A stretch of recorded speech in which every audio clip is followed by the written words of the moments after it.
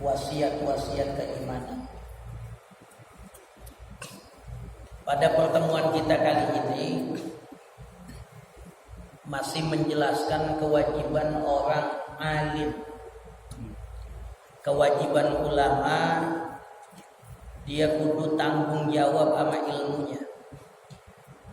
Ulama punya kewajiban selain ngamalin ilmu, dia punya kewajiban mensyiarkan ilmunya, mengajarkan ilmunya. Bahkan ulama itu disuruh untuk bersosialisasi. Sebab yang namanya jamaah, kalau buat ngaji ke masjid berat, gitu kan? Ya.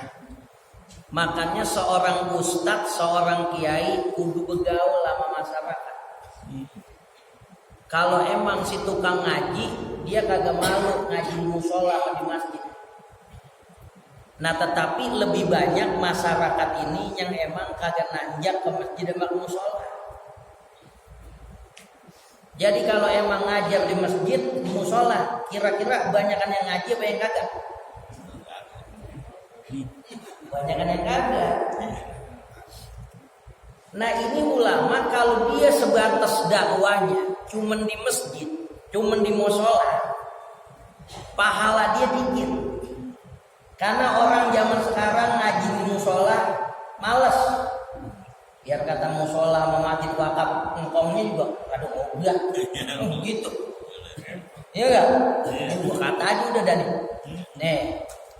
Nah, karena kalau dia ceramah, dia ngajar di masjid di musola dikit jangkauan dakwahnya. Nah, makanya kata Al-Imam Al-Habib Abdullah bin Alawi Al-Haddad, seorang ustadz itu juga kudu berinteraksi di masyarakat. Makanya kiai-kiai zaman dulu dia dagang, dia ke pasar. Itu secara enggak langsung masyarakat itu melihat akhlaknya si kiai. Secara enggak langsung si masyarakat itu udah melihat bagaimana pedoman kehidupan si kiai. Si kiai makan pakai tangan kanan, si kiai ketemu orang beri salam, kiai jawab salamnya yang benar. Ya, itu termasuk media dakwah, pergaulan-pergaulan itu.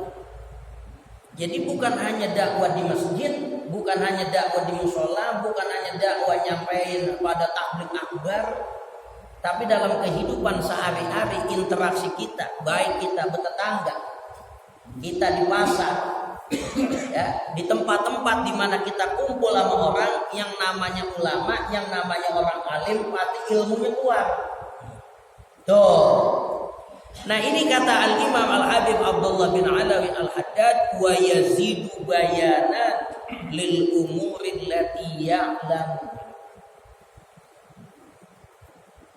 Orang alim itu kudu menambahkan penjelasan kepada perkara-perkara alladzi ya'lamu yang dia ketahui, annahum sesungguhnya masyarakat mulabisuna laha mengamalkan itu. Yang kira-kira dibutuhin sama masyarakat apa? Walaupun kagak ngaji, walaupun lagi kagak baca kitab, walaupun tuh kiai lagi kagak bawa gamis sama sorban, tapi begitu kita berinteraksi sama si ustad, sama si kiai, ya, entah itu di pasar, entah itu di jalanan, atau lagi naik KWK di mobil, pasti ada ilmu-ilmu yang diamalin yang keluar dari ulama itu. Dan si ulama itu mengerti mana yang sedang lagi dibutuhi oleh masyarakat itu. Kayak gitu. Ya. Wala yasqutu hatta yus'ala. Dan janganlah si orang alim itu pernah berhenti hatta yus'ala, sehingga dia ditanya. Dia jelasin, dia jabarin kewajiban kita sebagai muslim bagaimana. Ya, si orang alim ini bakal jelasin, dan jangan pernah berhenti jelasin sehingga dirinya ditanya an syai'in minal ilmi, dari sesuatu yang terkait ilmu pengetahuan. Wa huwa ya'lamu, si orang alim ini mengerti annahum muhtajuna ilaihi, masyarakat itu lagi butuh, ya, masyarakat itu lagi perlu dengan sesuatu yang munasabah pada kondisi mereka. Wa mudtarruna, dan mereka sangat terdesak lahu bagi ilmu itu. Fa inna ilmahu bidzalika, maka ilmunya si kiai dengan demikian itu su'alun minhum, seolah-olah jadi pertanyaan dari masyarakat bilisanil hali, dengan lisan yang tidak terucap. Karena melihat tindak tanduk si ustadz, tindak tanduk si kiai yang sesuai pengamalannya dengan akhlak-akhlak Rasul, dengan ajaran agama, walaupun orang awam itu agak pakai nanya, dia langsung tahu. Walaupun lisan yang gak terucap nanya, walaupun si kiai kagak jelasin, tapi karena dia lihat, itu udah jadi pemahaman dia. Bilisanil hali, dengan lisan hal yang gak pakai bicara, wal amati, dan secara umum. Wa qad ghalaba alaihi mutasahul. Kenapa? Si orang alim itu bukan hanya di masjid, bukan hanya di mushola dakwanya. Li wa qad ghalaba alaihi mutasahul, dan sungguh telah mendominasi pada masyarakat itu orang-orang tasahul. Tasahul itu ngeremehin bi amrid dini, dengan urusan agama. Yang namanya urusan agama zaman sekarang bukan prioritas. Urusan agama itu paling bontot. Zaman dulu orang bela-belain ngaji, yang lain gak mau dikerjain. Kalau belum ngaji gak mau dagang, belum ngaji gak mau makan, belum ngaji gak mau kemana-mana. Orang dulu prioritas yang namanya ngaji. Kalau zaman sekarang itu yang namanya ngaji sisa. Ada yang ngajak ngaji, ada yang ngajak mancing. Aku mau mancing dulu dah, ngaji masih bisa besok. Itu ngaji udah disampingin, udah disepelein. Ini kata Imam Al-Habib Abdullah bin Al-Haddad, orang zaman sekarang itu udah banyak namanya tasawuf. Ama urusan agama ngeremehin. Anaknya nggak bisa bahasa Inggris, wah dia bela-belain, suruh les. Anaknya nggak bisa komputer, dibela-belain. Tapi anaknya kagak bisa baca Quran, dia diem aja. Itu udah sifat orang akhir zaman, nama agama udah kagak jadi prioritas. Bahkan para jamaah sekalian, zaman sekarang ini apa-apa emang takarannya materi. Takarannya materi. Kita lihat zaman sekarang. Mau nyari mantu, ditanya itu cowok, dia udah kerja apa? Kalau kata bokir, nggelar apa mikul dagangnya? Kerjanya udah kontrak, udah karyawan apa masih kontrak? Ya, itu orang zaman sekarang.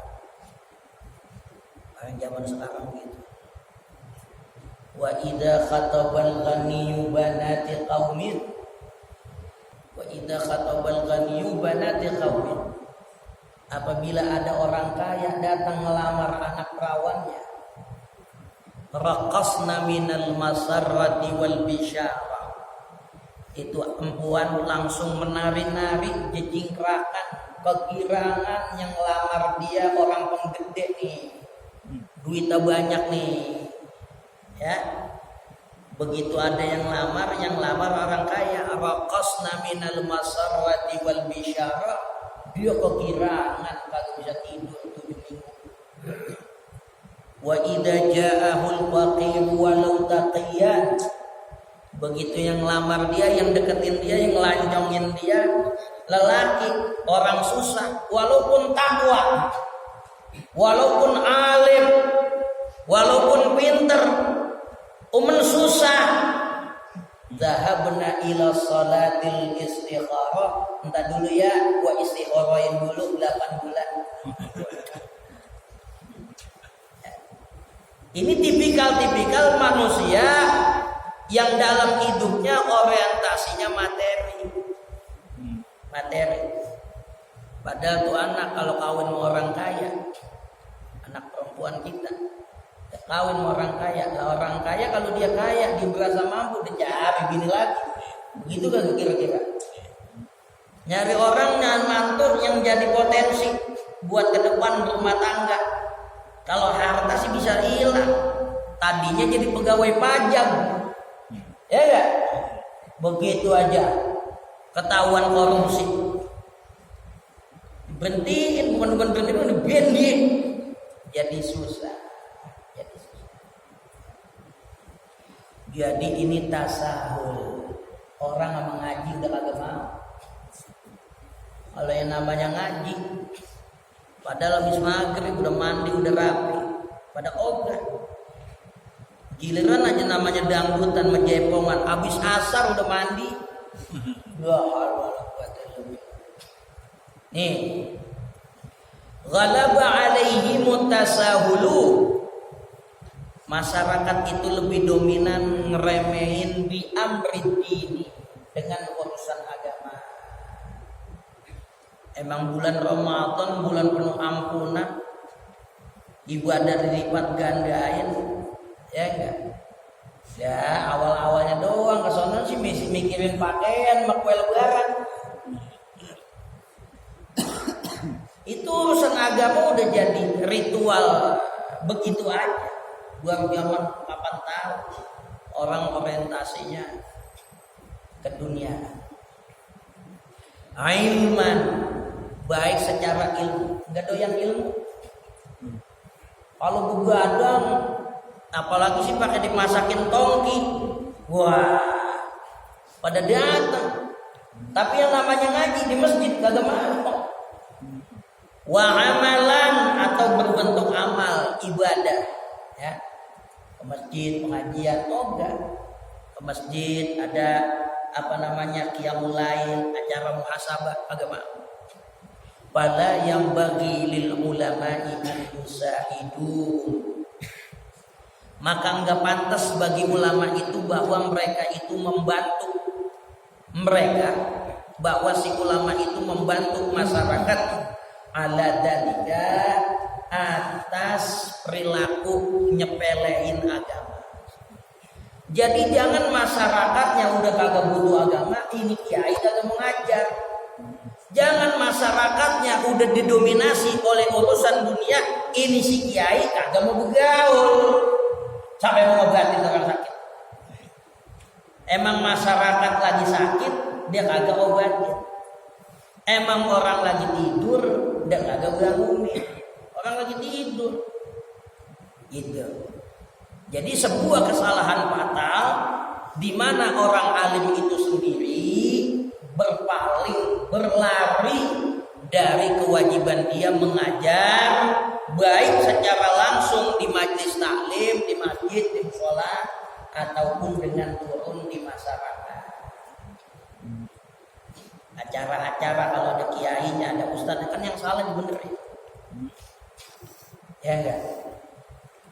Nguburin kalau ada ustadznya, ada baca talqinnya, coba yang ngaji ikut nguburin orang goblok semua. Tadi urut doang. Jadi ini kelalaian orang alim, jangan sampai. Sebab kalau dia kagak mau bergaul, sama aja si orang alim itu membantu kebodohan masyarakat jauh sama nilai-nilai agama. Nauzubillah. Kalau kita lihat sejarahnya ulama-ulama zaman dulu bergaul. Wow. Al-Imam Abu Hanifah radhiyallahu. Imam Abu Hanifah datang ke acara resepsi. Orang zaman dulu resepsinya lama.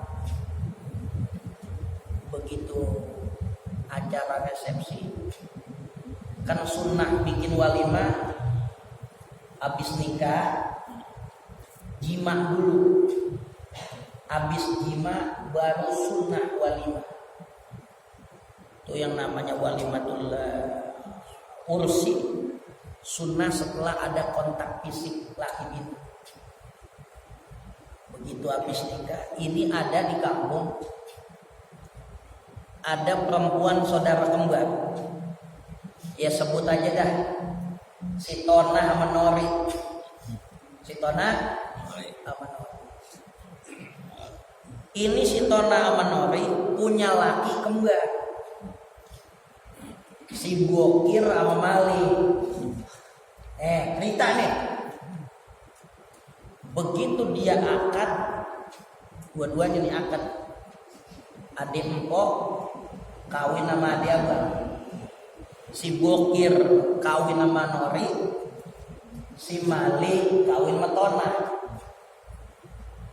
Begitu akad, emang saudara kembar, si empuan saudara kembar, si laki saudara kembar. Begitu malam pengantin baru, ini salah masuk kamar.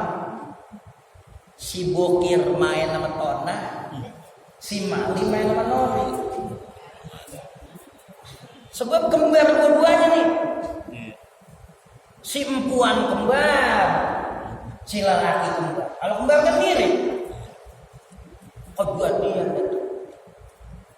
Begitu kejadian, ingat begitu kelar kontak fisik seksual. Begitu nyebut nama, udah kaget. Bukan yang dimaksud. Barulah ketahuan bahwa ini salah masuk kamar. Udah jima lagi. Akhirnya tuh ulama diundang buat mecahin masalah ini. Bagaimana nih masalah? Solusinya, saudara kembar empuan, lelakinya saudara kembar, dia kawin, dia nikah, udah akad, jima salah masuk kamar. Bagaimana? Kata Imam Abu Hanifah begini, ini kalau melihat hubungan resmi, emang sih udah pada nikah. Tapi kan laki yang bener belum jima sama bininya. Si bini yang bener belum jima sama bininya. Masing-masing laki kudu nyerahin bininya. Si Mali kudu nyerahin si Nori. Si Bokir kudu nyerahin Nori. Si Mali kudu nyerahin si Tona. Bercerai dulu dah. Bokir nyerahin Nori, Mali nyerahin Tona. Karena ini dia jima, salah kamar, disebut dalam kasus ulama namanya wati subhat. Jima salah orang. Dia bukan jima sama bininya, bukan disengajain, salah orang. Namanya wati subhat. Karena wati subhat, ya, yang pertama bercerai. Karena bercerai, si laki yang bener belum jima sama bininya, si laki wajib bayar setengah mahar. Kudunya maharnya umpama 100 gram, bayar separuh. Karena diceraiin belum jima. Kalau bercerai belum jima, mahar separuh. Dipulangin tuh, umpama 100 gram apa 50 gram, separuhnya dipulangin. Yang kedua, karena ini salah jima, maka wajib lagi bayar yang separuhnya. Jadi tuh perempuan dapat mahar full. Yang pertama dapat mahar karena dicerain belum dijima sama laki yang sesungguhnya. Yang kedua, mahar yang separuhnya dibayar oleh si laki yang bersangkutan karena salah jima. Terjadi di zaman Imam Abu Hanifah. Kata Imam Abu Hanifah, mulai akad baru dan juga resepsi baru. Karena orang kalau diceraiin, di belum jima, maka nggak ada iddah. Ya, nggak ada iddah. Sebab belum jima, perempuan yang bercerai sama lakinya belum diapa-apain, itu namanya apa? Namanya perempuan jandanya janda kembang belum dijima. Karena belum dijima kagak ada iddahnya. Jadi yang pertama disuruh bercerai, yang kedua disuruh ganti rugi karena belum diceraiin belum jima, bayar separuh. Karena salah jima, bayar lagi separuh. Karena akad baru, cara mula lagi, pas kawin lagi double. Itu dialamin oleh Al-Imam Abu Hanifah. Itu bukan bab ngaji, bab kondangan. Buset, gue lagi mau kondangan ada masalah begini. Ya, itu masalah unik. Sehingga orang alim dia punya kewajiban, nggak boleh diem aja.